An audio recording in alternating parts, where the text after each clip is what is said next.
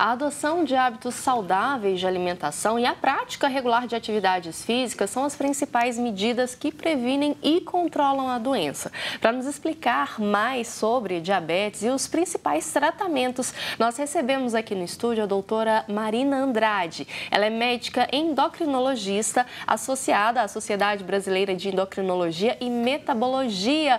Doutora Marina, seja muito bem-vinda. Bom dia, Thiago. Bom dia, Vanessa. Vamos começar explicando para o pessoal de casa, então, o que é a diabetes ou o diabetes?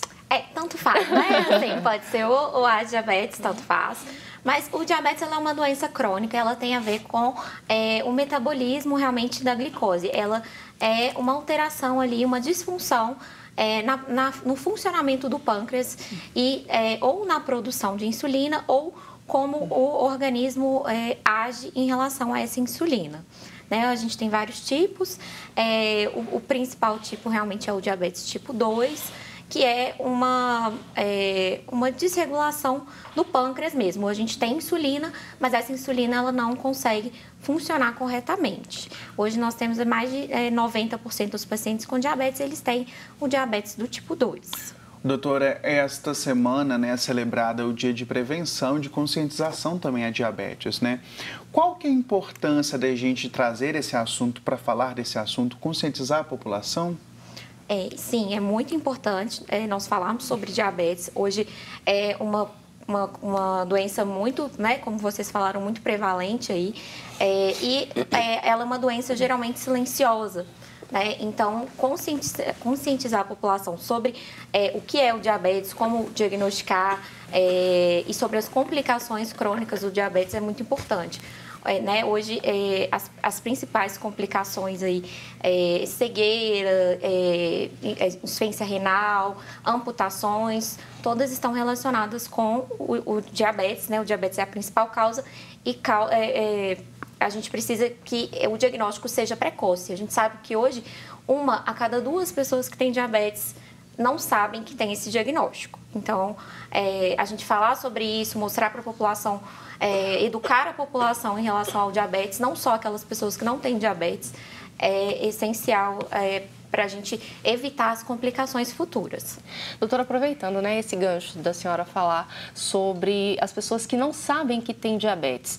Hoje a gente escuta muito que alguém é pré-diabético. Qual que é a diferença de uma pessoa que é pré-diabética para uma pessoa, né, já diagnosticada com diabetes?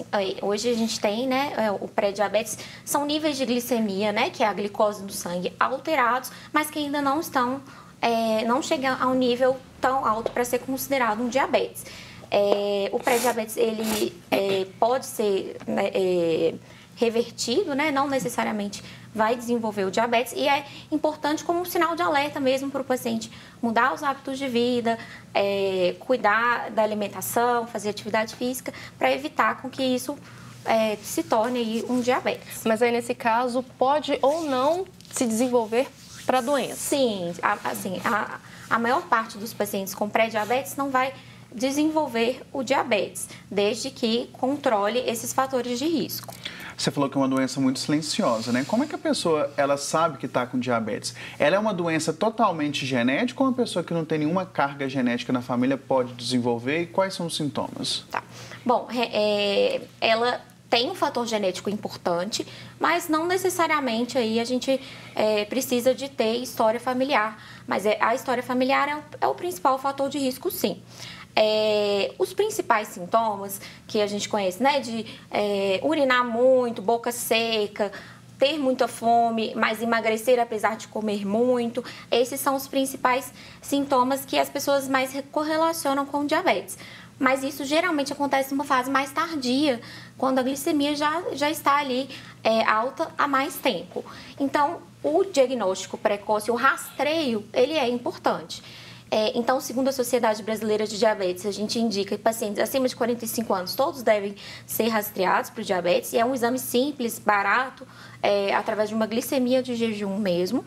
E abaixo de 45 anos, eles indicam para aqueles pacientes que têm sobrepeso ou obesidade, que têm algum fator de risco. História familiar, hipertensão, colesterol alto, todos esses fatores aí a gente pode já indicar, né, no exame de rotina mesmo do paciente fazer uma glicemia de jejum.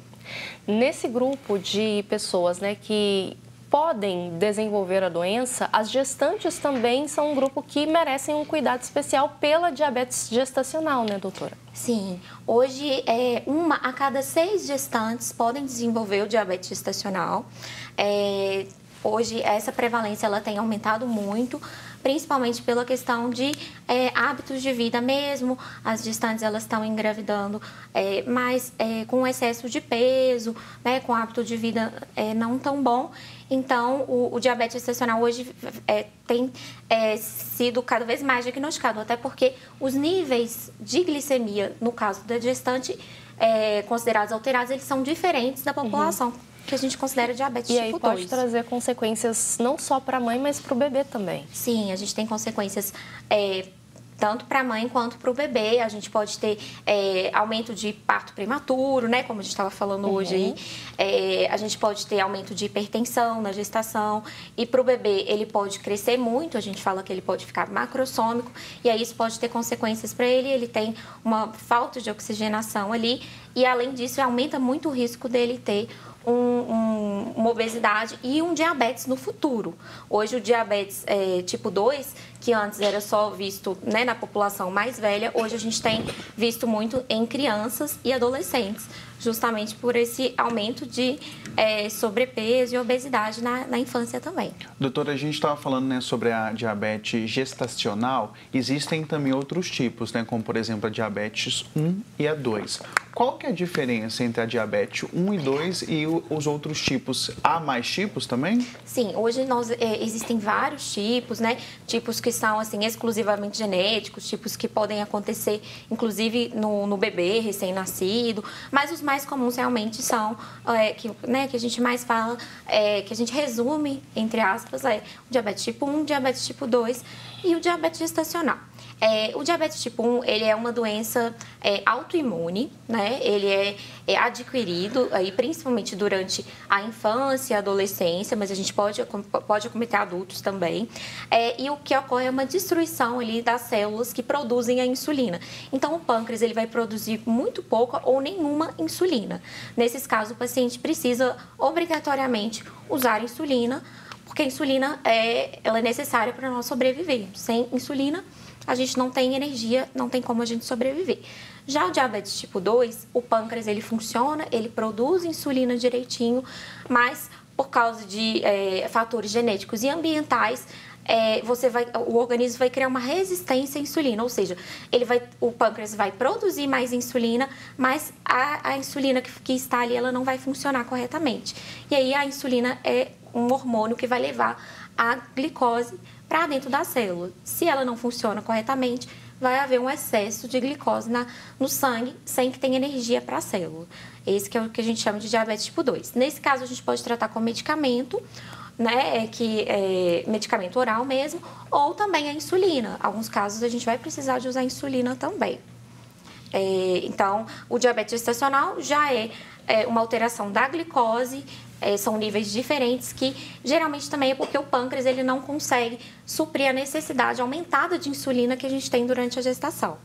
E aí isso vai causar um excesso de glicose para o bebê também, gerando todas essas complicações.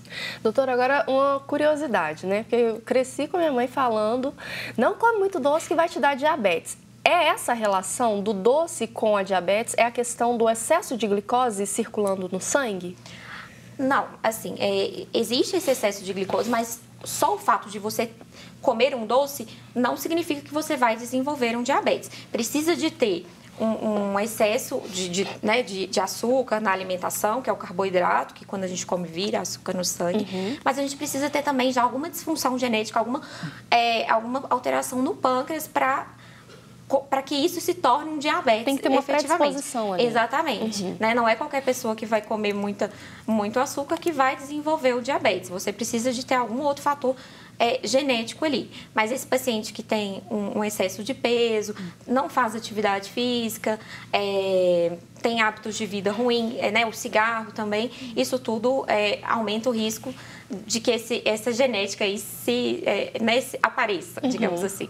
Doutora, para a gente finalizar o nosso bate-papo, qual que é o conselho e dicas que você deixa para quem está nos assistindo agora, tanto para prevenir a diabetes, ou também aquelas dicas para quem já está com diabetes, mas está um pouco desleixado?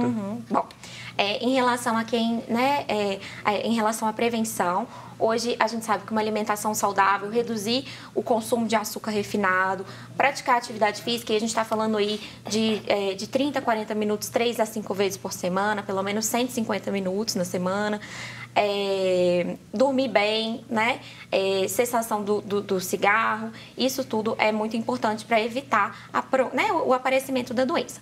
Para aqueles que já têm, o que eu oriento, que hoje a gente está falando muito, é a educação em diabetes. Então, pesquisar, né, em locais confiáveis, aprender sobre a doença, porque a educação hoje ela é o caminho que a gente tem para que o paciente tenha um melhor controle glicêmico. Então, se você tem diabetes, pesquise sobre isso, converse com seu médico, né, não deixe de fazer os exames regularmente e lembre dos pilares do tratamento que a gente precisa, né?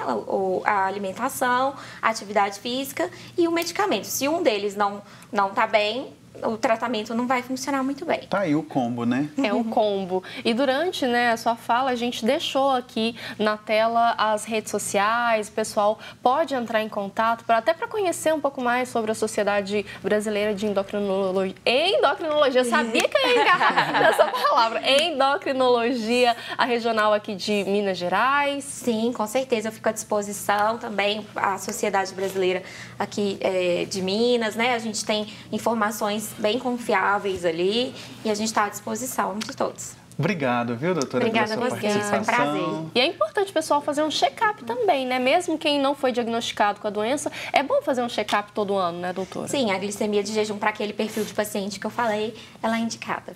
Tá aí, é bom se cuidar, se prevenir, né, para ter uma Exatamente. vida com saúde, uma vida com qualidade, né? Obrigada, Sim, com viu, certeza. doutora? Obrigada a vocês.